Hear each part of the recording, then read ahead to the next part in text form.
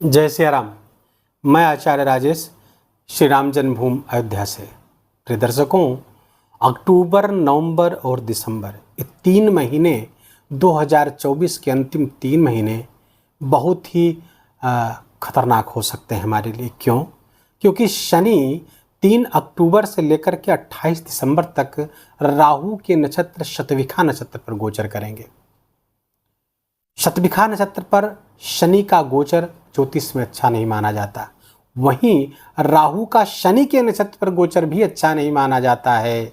और ये दोनों वर्तमान में एक दूसरे के नक्षत्र पर गोचर कर रहे हैं, जो बहुत सारी समस्याएं आने की सूचना दे रहा है। सिंह राशि के जातकों की बात करें तो शनि देव इस समय आपके सप्तम स्थान पर गोचर कर रहे हैं, अपनी मूल त्रिकोण राशि पर गोचर कर रहे हैं और आपके लिए शश नामक पंचमहापुरुष राजयोग बनाकर गोचर कर रहे हैं।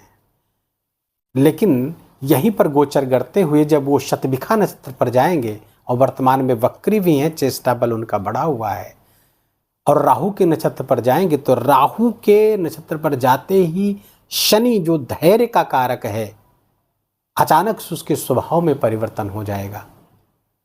जब स्वभाव में परिवर्तन होगा तो इल्यूजन क्रिएट होगा, अर्थात जो शनि शनि सा नहीं चलता है, धीरे धीरे चलता है, धैर्य उसकी निशानी है। यहाँ पर राहु के नक्षत्र में पहुँचते ही उसका धैर्य जवाब दे जाएगा, जिसके कारण से आपके सिंह राशि के जातकों की जबरदस्त उनके धैर्य की परीक्षा होने वाली है। ऐसी परिस्थितियां आएंगी जिसके कारण से आपका धैर्य, आप विचलित हो जाएंगे। इन 3 महीनों में ऐसा मानसिक अस्थिरता के शिकार हो सकते हैं, जिसके कारण से समस्याएं पैदा होती हुई दिख रही हैं। शनि राहु के नक्षत्र पर आएंगे तो राहु को देखना होगा, राहु कहाँ गोचर कर रहे हैं। सिंह राशि के जातकों के लिए राहु अष्टम स्थान पर गोचर कर रहे हैं और राहु वर्तमान में शनि के नक्षत्र पर गोचर कर रहे हैं। तो शनि कहाँ है? राहु के ठीक आगे शनि गोचर कर रहे हैं। और एक तरह से देखा जाए तो राहु से द्वादश शनि का गोचर है, पीछे है। हालांकि राहु के आगे शनि माने जाएंगे, क्योंकि राहु इस तरह गोचर करता है क्लॉकवाइज। ये दोनों मिलकर के, क्योंकि अष्टम स्थान अंधकार का स्थान है, संघर्ष का स्थान है, कठिनाइयों का स्थान है, और वहां पर राहु का गोचर करना और शनि का राहु के नक्षत्र पर गोचर करना कठिनाइयों को बढ़ाएगा जीवन में।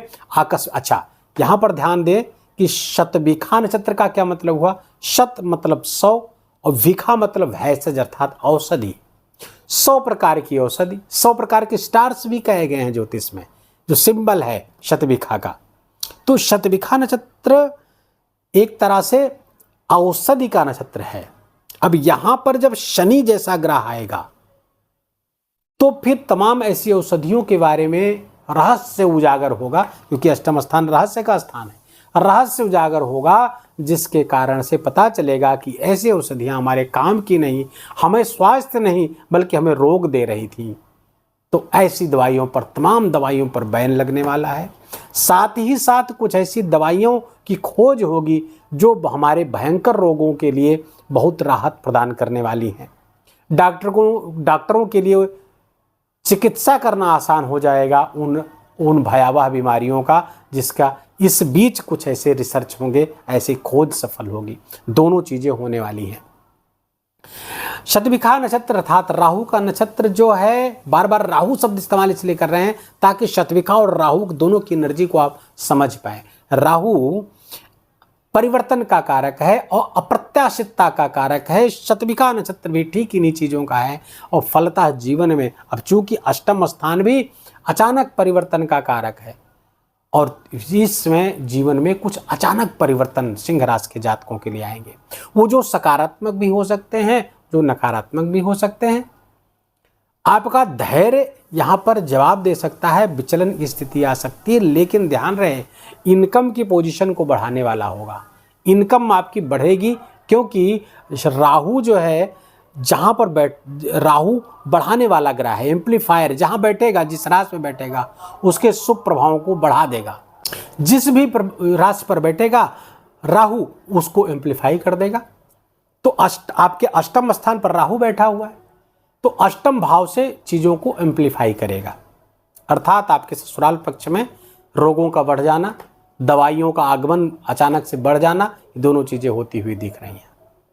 इलेक्ट्रॉनिक सामान में खराबी आ जाना, उनका बिगड़ना, ये भारी व्यय की तरफ भी कोशिश शो कर रहा है।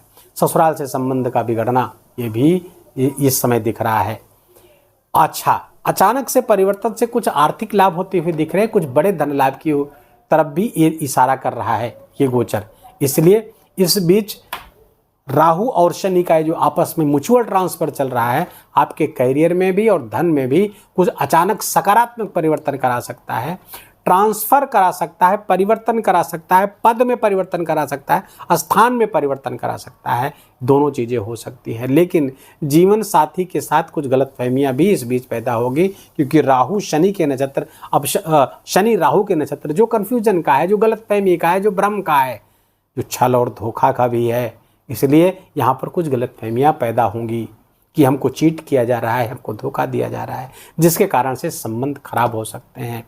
इसलिए मामले को कान ही नहीं, कान का इस्तेमाल तो करें, लेकिन जो बातें सुनी उसके तह में भी जाने का प्रयास करिए। बुद्धिमानी यही है, समझदारी यही है। सुनी सुनाई बातों पर भरोसा न करें, उसके तह में बह जाएं, उसके डेप्थ में जाएं, आप उसका रूट काज तलाशें। ऐसा क्यों ऐसी बातें दिख रही हैं, तो हो सकता है वहाँ पर ऐसी चीज़ें न मिले, क्योंकि ये भ्रम ऐसा है, गलतफहमी ऐसी होती है कि कुछ का कुछ दिखता है।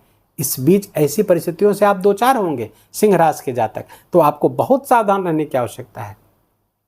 बिजनेस आपका पार्टनरशिप में है, वहाँ भी कुछ का कुछ दिखेगा आपको, जिसके कारण से गलतफहमियां पैदा होंगी, संबंध एकदम सूली पर चढ़ जाएगा। थोड़ा सा ध्यान रखें, रिलेशनशिप को बचा के रखें। हाँ, यहाँ पर आर्थिक लाभ होता हुआ दिख रहा है सिंह राशि को। निस्संदेह शनि राहु का ये जो परिवर्तन है म्यूचुअल, ये 3 महीने आपके बड़े आर्थिक लाभ भी कराने आया हुआ है। कुछ इच्छाओं की पूरे होते हुए भी दिख रहे हैं। और यहाँ पर नवम पंचम योग भी बनेगा शनि का। ऐसी स्थिति में मंगल के साथ जो नवम पंचम योग बनेगा, ये भी आपके लिए फायदेमंद होने जा रहा है, फायदा कर सकेगा, नवम पंचम भी हो जाएगा। और ये चूंकि राहु जिस नक्षत्र पर गोचर कर रहे हैं, जिस राशि पर गोचर, वो राशि के स्वामी कहाँ हैं, आपके दसम स्थान के करियर स्थान पर, केंद्र स्थान में गोचर कर रहे हैं, तो ये भी आपके लिए फायदेमंद है। करियर में ग्रोथ कराते हुए दिख रहे हैं। करियर में ग्रोथ, राहु और गुरु दोनों ग्रोथ के कारक हैं। जहां बैठेंगे, जहां दृष्टि डालेंगे, वहां ग्रोथ देंगे। अच्छे भाव पर दृष्टि डालेंगे तो अच्छे भाव की ग्रोथ देंगे, बुरे भाव पर दृष्टि डालेंगे तो बुरे भाव की ग्रोथ करा देंगे। तो गुरु की जो दृष्टि है यहाँ पर पड़ेगी पंचम, और राहु की भी यहाँ पर धन भाव पर पड़ेगी, तो दोनों धन भाव बैंक बैलेंस को बढ़ाते हुए दिख रहे हैं, ग्रोथ होता हुआ दिख रहा है, इसमें कहीं को दो राय नहीं। अब गुरु यहाँ पर देख रहे हैं, यद्यपि राहु की भी दृष्टि यहाँ पड़ जाएगी 9वीं, शनि की भी दृष्टि पड़ जाएगी यहाँ पर 10वीं, तो सबकी दृष्टि यहाँ पर पहुँचेगी। तो यहाँ से भी ग्रोथ करा रहे हैं। भूमि भवन वाहन आदि लेने की संभावना को प्रबल करता हुआ दिख रहा है, भूमि लेने की संभावना को प्रबल करता हुआ दिख रहा है। इस तरह के भी लाभ आपको अचानक रूप से करने पड़ सकते हैं। अचानक से लाभ ये होते हुए आपको दिख रहे हैं।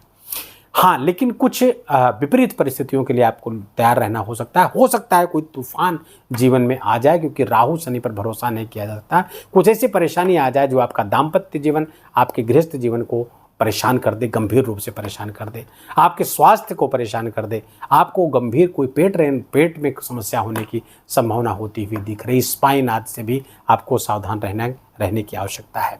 उपाय क्या करें? उपाय के लिए आपको सर्वोत्तम उपाय बता रहा हूँ, अमोघ शिव कवच का पाठ करिए। आपके लिए अनिवार्य है, क्योंकि आपके पंचम स्थान के स्वामी चंद्रमा है, और चंद्रमा किसके पास है? शिव जी के पास में। तो शिव जी की आराधना आपके लिए बहुत ही शानदार होगी। इसमें अमोघ शिव कवच, शंकर जी के मंदिर में जाएं और वहाँ पर उनका अभिषेक करिए, चाहे जलधार से, दूध से, जो भी उपलब्ध सामग्री हो उससे आप अभिषेक करिए। अमोघ शिव कवच का पाठ वहीं पर बैठकर करिए।